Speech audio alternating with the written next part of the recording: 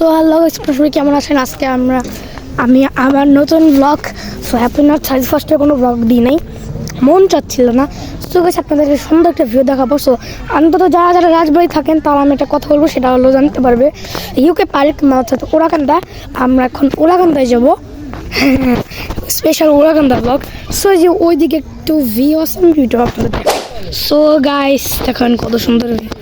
আসলে এটা অন্য ক্যামেরা, অন্য ফোনের ক্যামেরা দিয়ে করা হচ্ছে। আমার পার্সোনাল যে ফোন ইউজ করি সেটা এখন নাই আমার কাছে।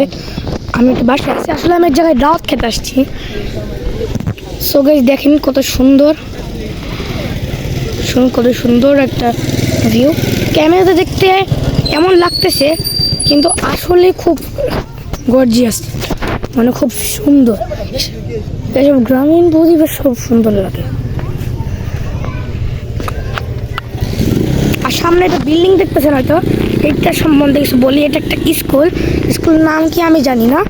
সো গাইস আমি ভিডিওটা একেবারে ইউকে পার্কে ব্যাক করতাম, কিন্তু চোখে পড়লো যে সরষা ক্ষেত।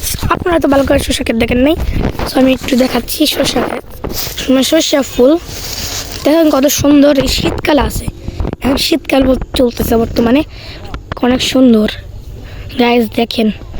তো তাহলে আমরা এখন ইউকে পার্কে যাই। সো গাইস এই যে আমরা ইউকে পার্কে যাওয়ার আগে প্রথমে এখানে একটু নদীটা দেখার জন্য নামছি। এখানে হলো পদ্মা নদী আছে, এই পদ্মা নদী একদম ওই যে ওই সাইডে উড়াকান্তে চলে গেছে।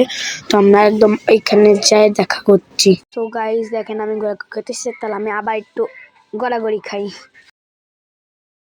সো গাইস আমি লাফাতে আমার দম নাই। সো ভিডিওটা একটু থাকুন, বাই।